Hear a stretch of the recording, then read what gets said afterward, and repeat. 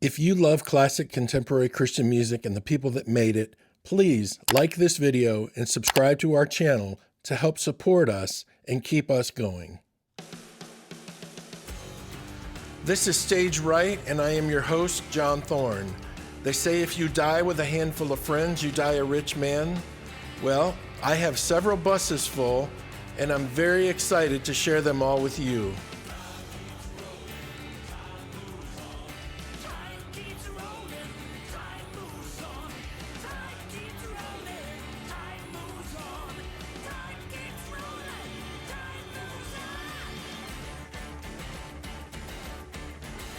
Welcome to Stage Right. I am your host, John Thorne. This is episode 16. I hope you're having a good 2021 so far, and I appreciate you taking time to tune in and listen today. So before I get into the show and get to our guest today, I want to give you a schedule change. Starting next week, the podcast will be available for download at noon on Fridays instead of noon on Thursdays. We're moving from Thursday to Friday just to give us an extra day during the week for post-production work and stuff after we do our scheduled interviews. So don't forget to join us next Friday, and please share the podcast. Tell people you know, tell your family and friends that love contemporary Christian music about it. Share it and help us spread the word. Our downloads have steadily increased. We are getting close to where our goals were. So continue helping us spread the word. I appreciate that very much. So my guest this week is former White Hart and current Union of Sinners and Saints drummer Jon Knox. I had the privilege of playing with Jon in White Hart for a little over 2.5 years. We probably played 200 to 300 concerts together, and the thing I love about Jon's playing is he has an amazing rock groove in his playing. He's got wonderful pocket, but he doesn't rush things. He lays it on the back of the beat, but it always has so much energy and life. It always just felt right. I don't think I ever toured with anyone who loved to explore music, listen to different kinds of music, try to seek out and find new music that he'd never heard before the way that Jon did. He always looks for ways to be better, not only as a drummer, but a musician as a whole. He plays guitar and keyboards and other instruments and just loves to create and work on his craft as a musician. He also wins my vote for Guinness Book of World Records most diversified love of musical genres, if that were a particular award. I don't believe there's a single style of music out there that Jon hasn't listened to and tried to dissect. My conversation with him once again reminds me of why the pros are who they are and did what they did and continue to do. Jon is the consummate pro drummer. I loved playing with him on the road. I loved touring with him. He was fun. He was committed, and he always gave his best every night. I know you're going to enjoy my conversation with Jon, but first, a quick word from my sponsor, Hey Rockstar. Hey Rockstar provides digital marketing software and services to generate more leads, more exposure, and more revenue for your business or organization. Let Hey Rockstar amplify your awesomeness. So, ladies and gentlemen, say hello to my good friend, Mr. Jon Knox. How you doing today, Jon? Good. Hope you guys are doing well. Man, I appreciate you doing this, man. It's been a few years since I've seen you. 3 years, 4 years? Yeah. I remember that great place in Michigan we ate, and that place had great food. Yeah, plus we had the beef and cheese that Billy wanted from Pinconning, and got to see some really cool parts of Michigan. Yeah, it's pretty cool. So when's the last time you talked to Jon or Billy? I wished them happy holidays here. Yeah?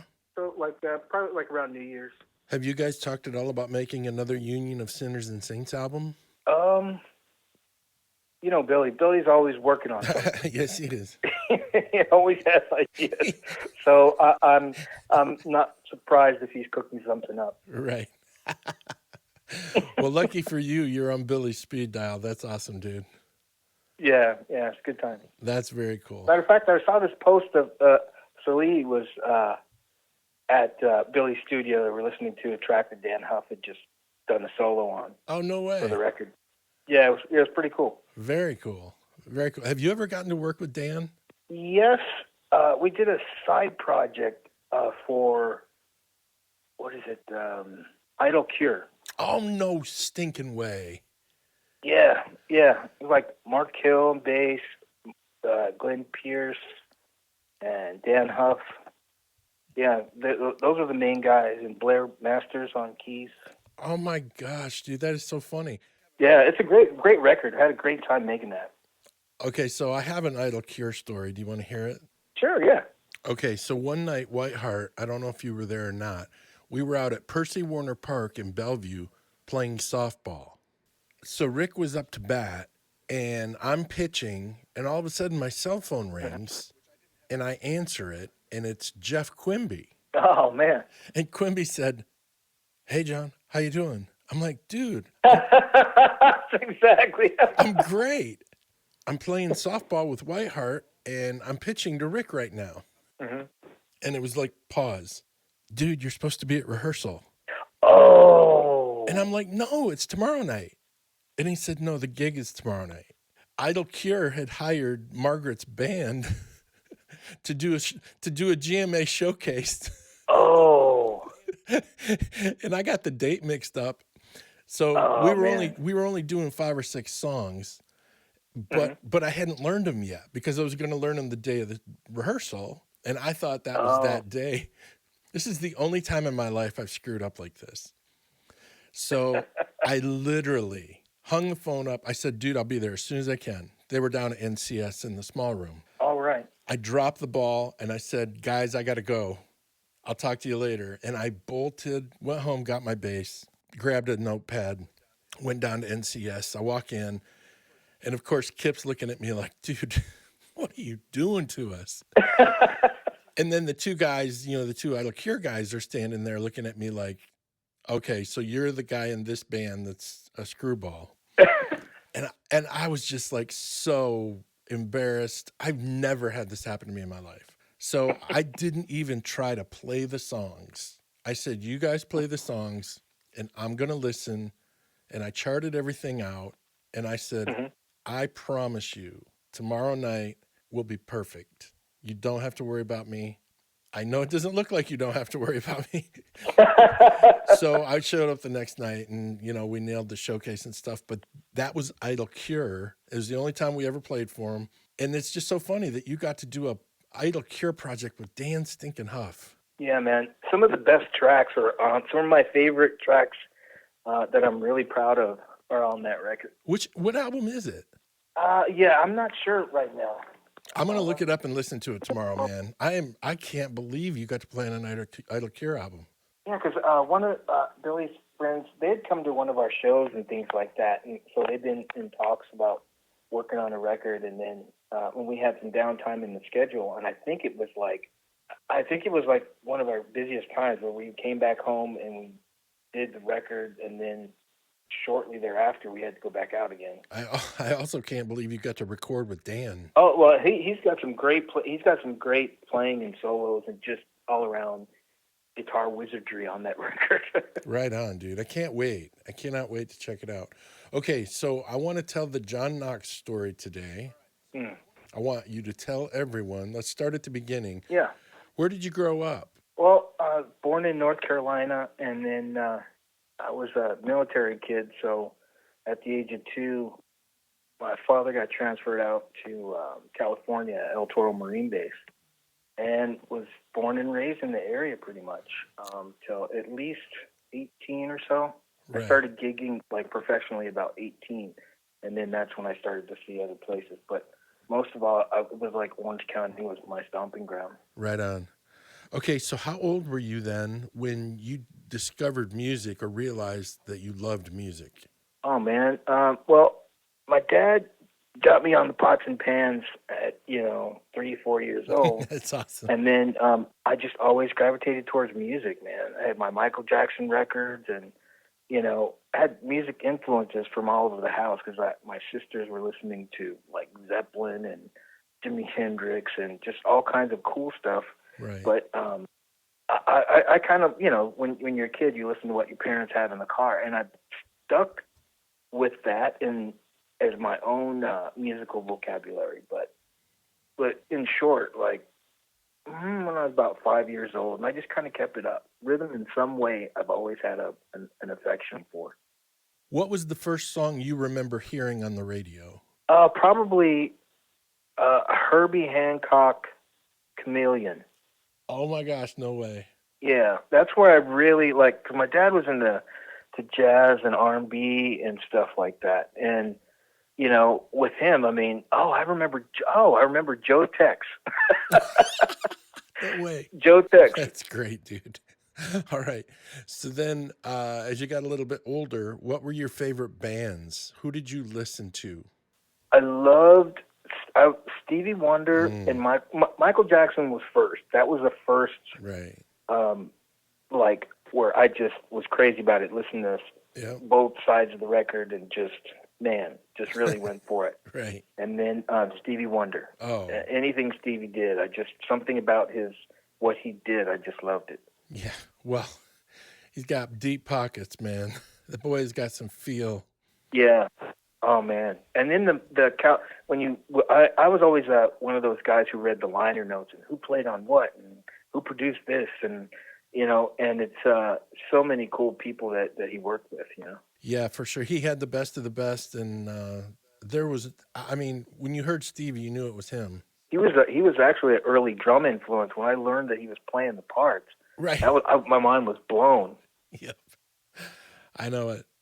I couldn't believe it. He did one video. What was the video where he played all the instruments in the video? Yeah, there was some like in studio thing where he was doing it. I thought maybe it was like Songs in the Key of Life, maybe the making of or something. Might have been. I remember seeing that a while back. Dude, I remember going to the store. I was going to buy the new Aerosmith album, Mm-hmm. and Isn't She Lovely was all over the radio. New as in which one was it? Oh, draw the line. Okay. So I get to the store, and Isn't She Lovely was playing on the radio on the way to the store, and I couldn't get it out of my head. Oh yeah. So I ended up buying Stevie Wonder Songs in the Key of Life instead of Aerosmith Draw the Line. That is in my top 10 desert island picks. That record is sheer perfection, man. Oh, it is. It's incredible. Yeah. It's just like it's like one of the few groupings of music that just takes you away each time you listen to something. It, especially places in time where you may heard one of the songs, like you just shared. Yeah. Yep. Okay, so let's transition to this. When did you become a Christian? When I was about 15 years old. Oh, cool. Tell everyone how that came about. My mom worked for the local college and was looking for churches and somewhere to get plugged in. And we settled in this place in Irvine near the Woodbridge area. And I just felt like the pastor who spoke, just what he said to me was just right with my heart, And so I walked forward and then accepted God and then accepted Jesus as my Savior and then got baptized. And then, that time there wasn't a lot of follow-up. So, and none of my friends were in the same kind of, I didn't have that influence, and there was kind of an age gap. So I kind of fell through the cracks. Right. So, as you're growing up and you're learning and stuff like that, you experience life. But God was always in my heart after that point. Right. Did you go to church or did you just kind of go hit and miss? Yeah, whenever my mom would go, Right. She was searching as well. We would go to different churches. I mean, just to try to find out what's right for you, like you're supposed to do. You go there and see if it's just where I'm supposed to be, that kind of thing. Right. And that's how it happened. So would you say that there was a moment for you where you just went, okay, I'm all in, God, it's me and you from here on out? Actually, yeah. It was. I started playing like drums professionally at about like 18. So I had just kind of walked with God and Jesus Christ as best as I could, Right. with what I had and my mom's upbringing, because my grandfather was a pastor, I think, in a Baptist church. Okay. So church has always been a thread in the family. I mean, matter of fact, when I was 4, we would go to McDonald's every Sunday after church. Oh, well. And that's what started my McDonald's thing. And even now, the only thing I like at McDonald's is a double cheeseburger meal. Dude, if I go to McDonald's, that's all I ever get is a double cheeseburger. I promise. Yep. Yep. So it's funny. So that's kind of where it was. Cool. Okay, so about that time when you started playing, who was the first band you played for? Let's see. Well, I just kind of, because I was new to the area, and as you're coming up and you move around, my parents got divorced, and when they did, my mom was trying to find the right place. So, when I didn't know kind of what to do or how to find friends or that kind of thing like that, I just concentrated on music and learning how to play and, working on listening and just trying to cultivate drums best as I knew how, taking in information, reading, just kind of full. I mean, it's always been part of my life. It's just been increasing over time. Right. And as you fellowship with other musicians, hang out, learn, and grow, you kind of progress in your craft. Yep. Well, Adam Again was the first professional band that I played with. Okay, tell me the story about how you ended up in Adam Again. Well, out here in California, they had this magazine called The Recycler. It used to be known for musicians placing want ads. Yep. For each other. And so, hey, I need a bass player, or a three-piece band needs a singer, that kind of thing. And so you answer these ads and you form bands. Oh, that's cool. And so I answered a band for an ad for a six-piece funk dance group that was Christian. No way. And so I said, wow, this sounds pretty cool, because I wasn't limited to one style of music. I always, whatever sounded good to me and felt good to me, I would listen to. Right. I mean, I would try to put on classical music and play with classical music as well as I would, the latest Van Halen record or whatever. So, I just had a hunger for that thing. Yes. I have to say this. Out of the thousands of people I've met and the thousands of friends I have spread across this planet, I have never met anyone that has a more diversified catalog of musical influence than you. You have studied and listened to more music and more kinds of music than anyone I've ever met in my life. I just had this, I don't know, man, that's where I think it's like once a musician, always a musician. And I mean, even when we used to go and travel, when we go and have days and I remember going to Australia, I just spent the day going to record shops trying to find something I hadn't heard yet, and that was what the journey was for me. So, yeah. And as we, on those bus rides, that was influence and just taking in the greatness of things that are already recorded and, musicians we respected, and just learning what makes a great song, what and all the valuable things you learn as a player on the road, So, yeah, I tried to just embrace it, and each trip was a gold digging kind of crate digging, I guess you would say. Yeah. Trying to find the latest music to be inspired by. Dude, it's why you're so good and why you've done the things that you've done, because you're a true student of not only drums, but music itself. We used to have a day off. Everybody'd be in the hotel room showering, worrying about where they're going to go eat dinner or what movie they're going to go see. And you'd go out on the bus, open your curtain to get something out of your bunk, and look in the back lounge, and there's John, his home studio, set up in the back lounge, and you'd spend all day recording by yourself. You did that every day off. Yeah, man. That was good times. I used to love that. It's just so creative. And it's funny because I listen to a lot of these old school hip hop guys talk about the time where they were touring, because, it's a different thing. I mean, when you're traveling with musicians and you're traveling with two turntables, a microphone, and a couple guys, Right. Yes. So I was inspired by their stories, and I was like, well, yeah, just right across the United States and making music and being inspired and create. I think that's I think you become more enriched as a musician. Absolutely. Or just, So I want to be able to sit down with anybody and be able to talk about music. Right. And that seems to be, for me, the common ground with, Mm-hmm. when you meet somebody at first, the common ground you can start on. Everybody remembers the first song or their favorite song, or because it had an effect on them, Yep. at some point. Absolutely. Just real quick, it's just a great way of communicating with each other and understanding each other in a different manner. Dude, that's some really great insight right there. So before we get too far down the road, I want to wrap up the Adam Again Okay. chapter. Oh, yes, right. So what was it like for you getting to tour and travel the world? I remember Anthony coming back from Europe saying he saw you play over there and was telling me how great you were. And that was long before we met you, or before I met you.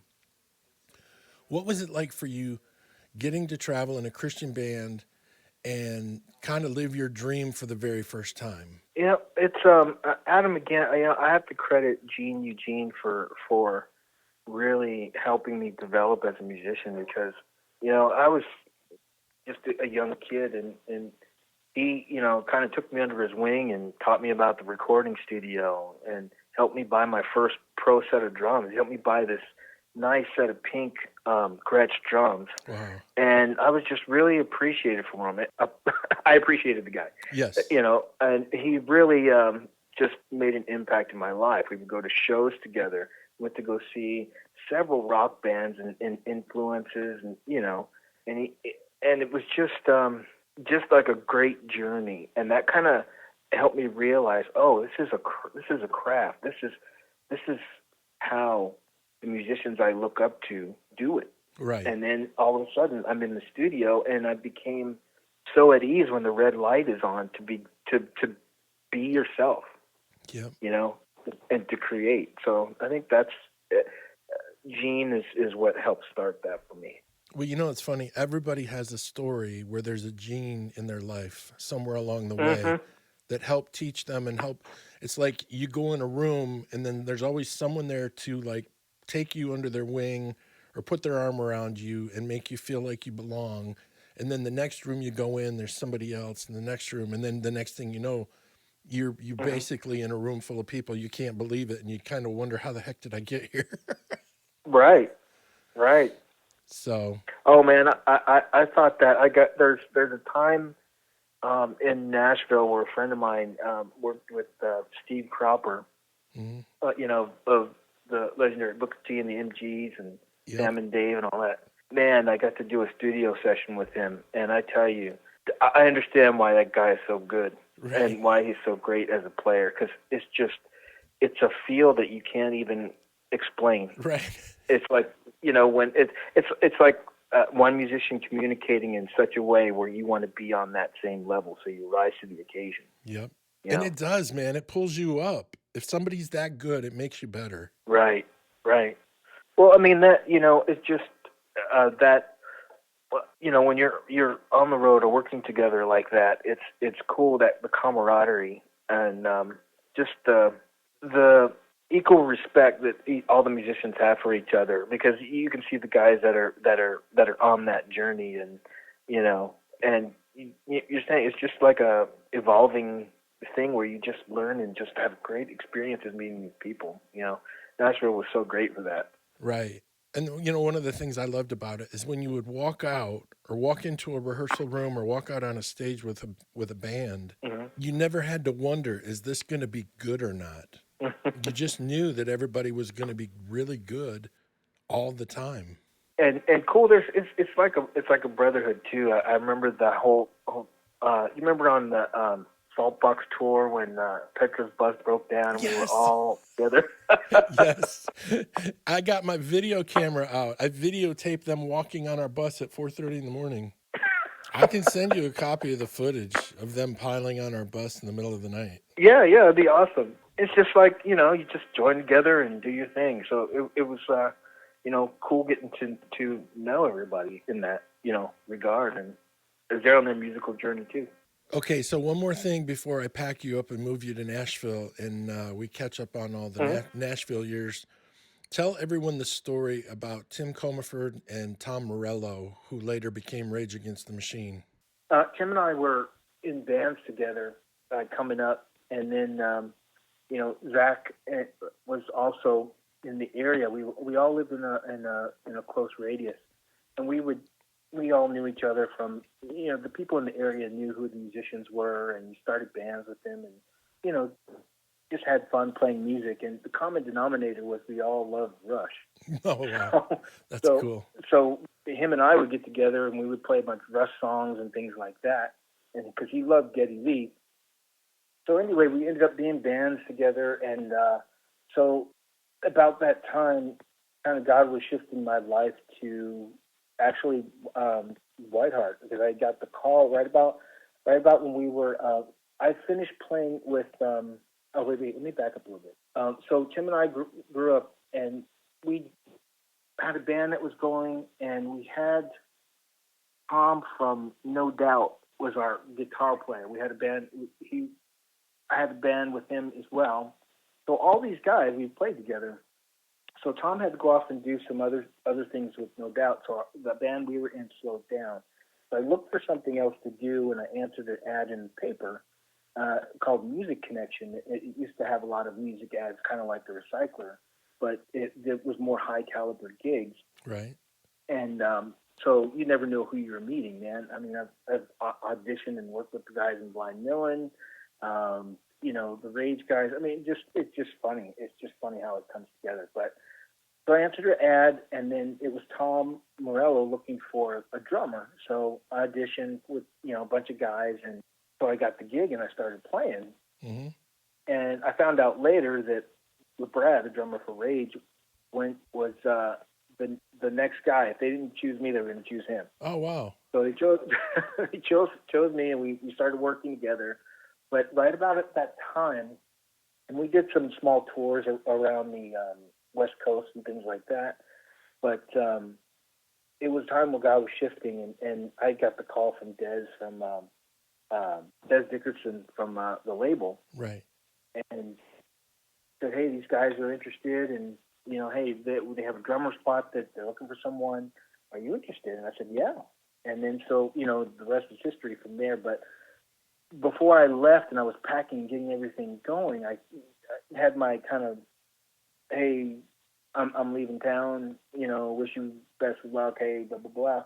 I said, but hey, this guy, I was working with him, and he's looking to put together a project. He's real serious about it. He's got great connections, and I think that he could be something that you could probably, because Tim was looking for something to do at that time.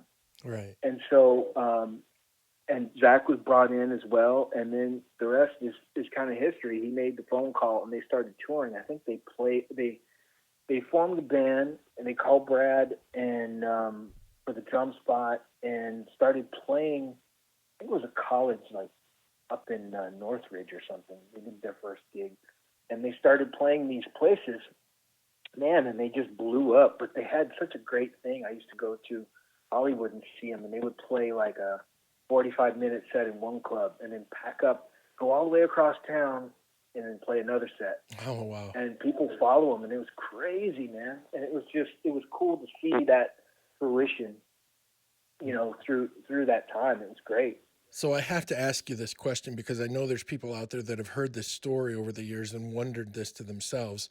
In the 30 years since this, have you ever regretted or wondered what it would have been like if you hadn't moved to Nashville to play for Whiteheart, but you would have stayed in LA and stayed part of what became Rage Against the Machine? Have you ever regretted that?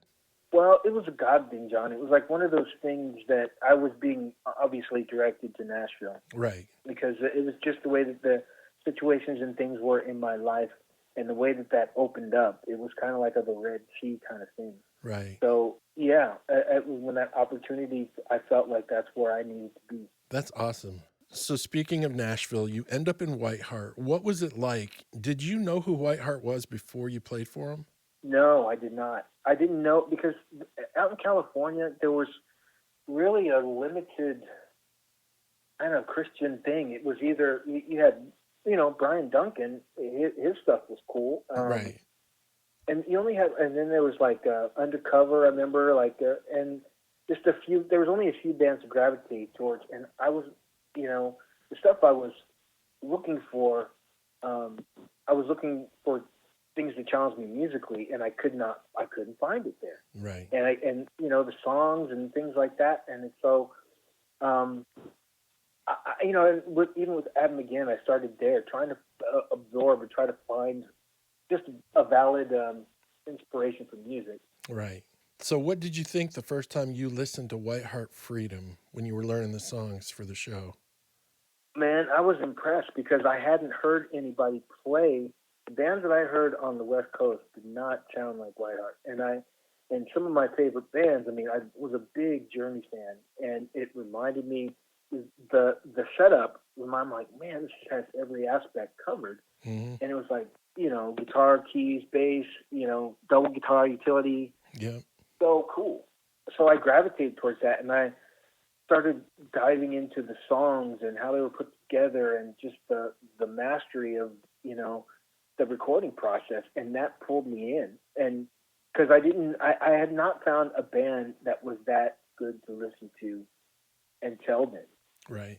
It was so well made and so well written. It was hard to believe it was a Christian album. It was so good. See, that was a big thing for me, John, because a lot of my music influence, all I knew was secular music. That's how I learned how to play. I mean, right. When I heard Rush, I mean, for the first time, some drummer guy gave me All the World's a Stage. And when I heard that record, man, it made me, I went and learned like the first 13 Rush records. Right. Because I fell in love with the music and the high caliber of what they were doing. And I would look for that in the music that I was listening to, and I didn't find it until listening to the guys, really. Right. I remember the first time I heard White Heart Freedom, Andy Chrisman from For Him bought it for me for my birthday in 1989. First time I listened to it on the Truth Bus, I was blown away by how good it was, and it was instantly inspiring. But to Christians, lyrics and melody and emotion is usually what inspires them or makes them, be drawn to an artist or a band. But for musicians, it's the quality of the music and musicianship that inspires, and White Heart Freedom combined both of those. But the awesome thing about music is that anything can inspire someone. It can draw someone, pull them along, or make them want to be better. Yes. Coming up, that's how I got my start playing in the church was, I told you way back in the time when I was about, 4 or 5, we'd go to McDonald's and stuff like that after, church. Yeah. And then I would always watch the drummer, and I would just watch him and watch him. And I wouldn't say anything, but my parents knew that I would, was infatuated with that guy behind the drums. Right. So they asked him over, and he taught me some, drums and, some things to do and everything. And I was so impressed, and that inspired me to kind of continue on with everything. Hey, do you know James Dillingham? Why does that name sound familiar? Is he a guitar player? He's a guitar player. He played with me in Margaret's band, and then he went on and played for Wayne Watson for a long time. Yes, yeah. Well, James was a Dan Huff disciple, and James was one of the best guitar players you would ever hear in your life. And every city we would go in, there was one tour we did together, like we did like 5 different tours together, but one of these tours, every city we would go in or every town we'd play in, he would go to a local music store and find a guitar teacher to give him a lesson. That sounds like Randy Rhoads or something. Exactly. So I said to him one day, James, why do you do this every day? You go in these little podunk music stores and take a guitar lesson from someone that's not nearly as good as you are. And he said, well, it's because I think I can learn something from everybody. Everybody can teach me something. And I thought, dang, that's devotion. Kip and I would go find a Chinese restaurant, and James would go find a guitar teacher. Okay, so you're in Whiteheart, you moved to Nashville, and your first experience in recording with them was on Tales of Wonder. What was that like for you? It was incredible because it was like I had the recording experience from working with Gene, but the studios in Nashville were so much bigger, and it was just it's kind of like, so I had one of those "this is what it's all about" moments. This is where we begin. Yep. It was just like, okay, let's go. It was really really cool. And I was learning along the way. I mean, I learned so much in Nashville, with each recording and trying to, better yourself. But yeah, it was a really great experience. The guys are great, encouraging. I always loved how Gersh would just give me inspiration with something, and it just helped kind of just drive the creativity greater, just for a greater reward. Yeah. So good. Okay, so Tales of Wonder was the first Whiteheart album you got to work on, but Highlands to me was some of the best playing you've ever done in your life. It was a God thing, man. I was like, that was such a. I think everybody was going through such a thing in transition. I mean, and I think we just put everything we had into that. That's what I felt whenever I listened to it. I'm like, I still am amazed. I won't listen to it for a while, and then I hear a song, and it's like, wow. It's like you just kind of like, this is a mark in time where we were at our greatest. Yeah. And really, in that particular grouping of guys, that's when we were we were there, and it was just a great experience. It's a phenomenal record. I think I got to be my most creative, and that's where from all the journeys and things you go through, and all the road stories and personal life experiences, and you try to communicate that in your music, and then, I just love how music is universal enough to reach so many different kinds of people, and on these records, hear where your heart is, right, and help them maybe through difficult situations, or just a break from the norm, or a refresh, or it's always great to hear a great song. And I understand your dopamine goes up and all of that, and creates such a euphoric feeling that your legs move if it's a good song. right, yep. So after the Highlands tour, John, you and I got to go in and spend 3 months working with Ken Scott. What do you remember the most about working with Ken? Yeah, I remember that he had a particular way of and a set of microphones that he would use on the kick drums. And this guy, mind you, he's worked with Billy Cobham and Terry Bozzio. I mean, these were guys that I was looking up to. Right. And just to be in the comfort of someone who knew drums was great. But he's like, you go out and just go get something to eat or go take a break. And he wanted to personally put this microphone, and he had this whole thing where he rigs it up with fishing wire, and it sits in the center of the kick drum. And, when he's happy with that, then we, and some of the other sounds, then we move forward. But it was a great experience working with him like that. It was fun, man. It was a blast. And not only, for you mentioned Billy Cobham and Terry Bozzio, but dude, he went all the way back to the Beatles and Elton John and Pink Floyd and Lou Reed and on and on and on. Yeah, man. And it's kind of fun. It's like, it seems like it's a great snapshot in time, because I remember recording that record, and then you look back now and like, whoa, this guy was a legend. Yeah. He was more legend than I thought. Yep. You know what Billy said to me one time not long ago? He said, do you think we appreciated the opportunity we had when we got to work with Ken Scott? Right. I said, I don't know if you did, but man, I sure did. Right.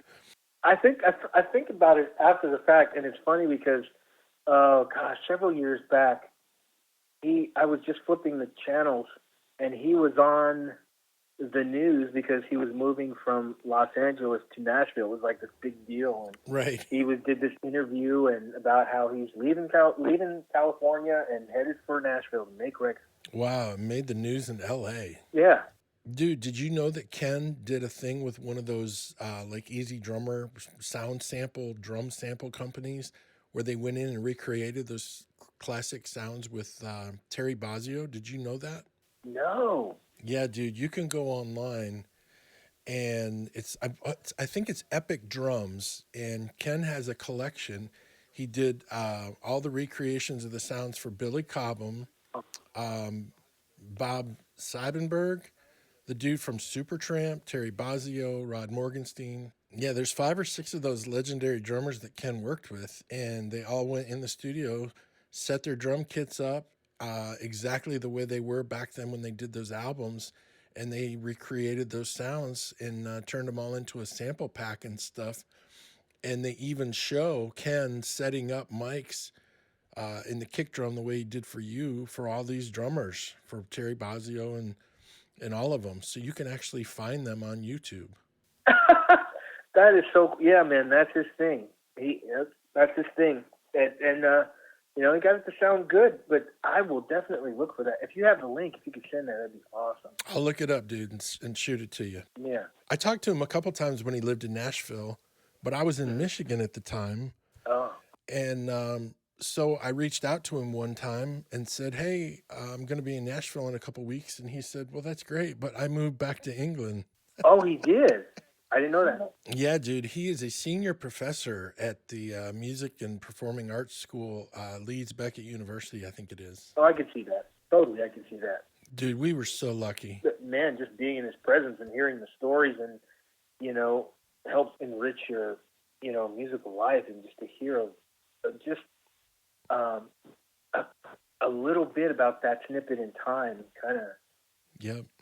is just enough to make you marvel, you know, just like, wow, man, what was it like for them to be creating this at that time? And it just, that's how I think. Mr. Liner Note guy. Dude, I'm the same way. I still buy hard copies of CDs. I read every liner note, and I will not leave a movie until the last credit is over and the last song has finished. My family, we had this thing with when the Marvels were Marvel characters, they were releasing the movies, you know, pretty regularly.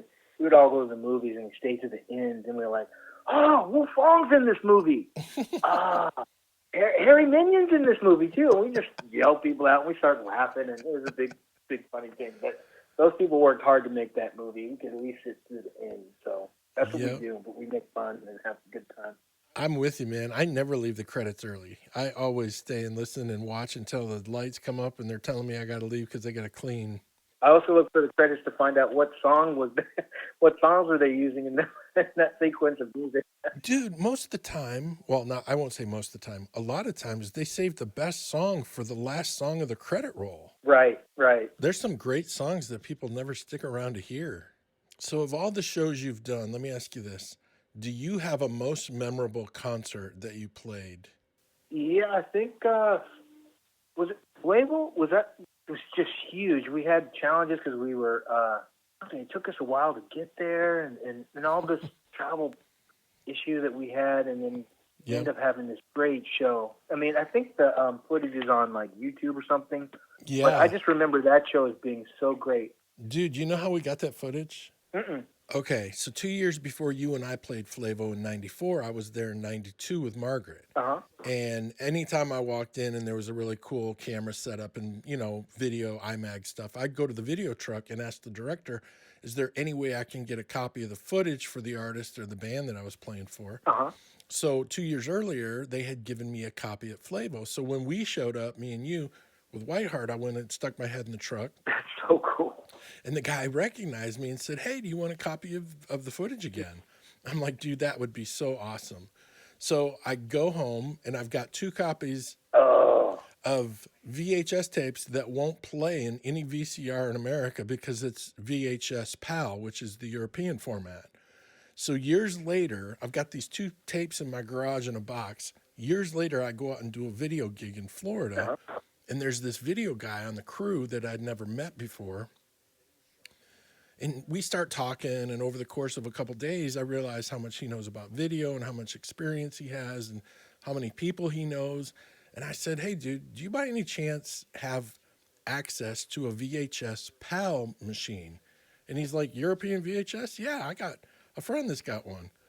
I'm like, dude, I have 2 tapes of 2 of the coolest shows that I was ever part of, and I can't watch them because they're VHS PAL. He said, send them to me. I'll double them off for you and send it back to you. The only thing is I just get to keep a copy. And I'm like, no problem. Wow. So that's how we ended up with the footage. Thank you, Sean. Wow. I mean, they did a great job with it, too. Dude, it was a killer show. Great crew. Yeah. And it looked fantastic.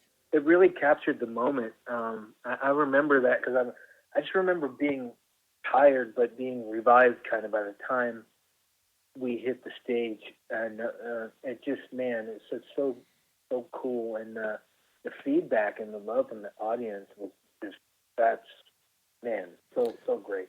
Flavo was always a great crowd, one of the best crowds anywhere. Okay, John, so we're circling for landing here. I want to run some names by you, and I want you to tell me the first thing that pops into your head when I give you a name. Ready, go. Rick Florian. Wile E. Coyote. Wile E. Coyote. I just think of those legs moving when he's on stage, whenever he starts to dance and stuff. It just reminds me of Wile E. Coyote spinning his... That is a fantastic answer. All right, Mark Gershmal. The Professor. The Professor. He'll like that. That's a good answer. That's perfect. If he weren't a keyboard player, songwriter guy, he would have made a great professor. That's right. Okay, Wild Bill Smiley. Billy Smiley. Little Caesar's Pizza. Oh, that is funny. All right, and then John Schlitt. I'd say dedication. That's great, dude. Because I know John's work ethic, and in working with him, he strives to get it right, and it's such a, as we're all trying to play it and deliver the song the best we can, and the cool thing is he goes, hey guys, I got to do better, and he rises up, Yeah. and it just inspires you to do better as well, when you feel the same way. Right on. Absolutely, dude. Well, listen, I'm going to get you out of here on this. I want to get your thoughts on what it's like to have played, you and I played a few hundred concerts together. But what's it like, you go from a world where you're playing with pro musicians, then you do a lot of praise and worship stuff. What is that like for you? But, the cool thing, though, about that, John, is that because of that time playing in church makes it's like that's what I do now. I play at different churches that need drummers or friends that I know that want to get together and just worship together. Right. And it's just such a great thing to be able to pull from the experience that we had making those records and pouring our hearts out to those collection of songs, and doing that on a Sunday, watching everybody just enter in, Right. It's a very, very cool thing and humbling, and that's where I always take it back to. And I go where I'm called for playing drums.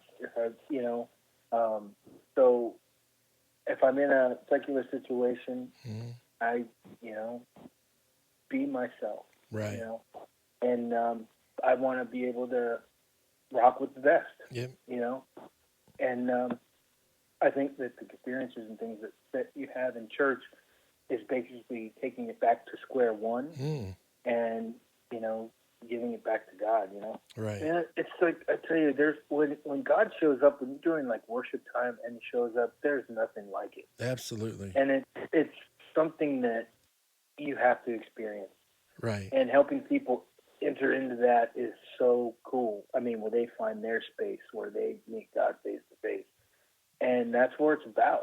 Because it's just outward, just respect and giving back with your talents to God, man. And it's so cool to look at the faces and be one together, worshiping God, man. So cool.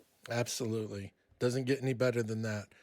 All right, buddy, that's the perfect way for us to wrap up today. I appreciate you taking the time to do this, and I consider myself one of the luckiest people alive for getting to stand 10 feet from you every night and watch and hear you and feel the force of you playing behind me. It was just truly some of the best times of my life. I wouldn't take $1 million for any of it, my friend. John, thank you so much for taking the time to do my show today. I really appreciate it, bud. I can't wait to see you again. Have a great 2021. Oh, my pleasure, John. It's great to just go back and reminisce on all those times, because it's so important in our lives, Yep. So we had some good times together, Absolutely. and so glad to be able to talk about those with you. Absolutely, man. Well, I appreciate it so much, John. Have a good night. Okay, you too, John. Love you, man. I love you too, dude. Hey Rockstar provides digital marketing software and services for your church to generate more interest, create more exposure, and reach more people. Let Hey Rockstar amplify the awesomeness of your ministry. And, as always, Hey Rockstar is a proud sponsor of the Stage Right with Jon Thorne podcast. My special thanks to you for listening. Thank you, Hey Rockstar, for sponsoring, and thank you, Jon Knox, for being my featured guest today. Don't forget, next week we move to Fridays at 12 noon. Have a great week, everyone.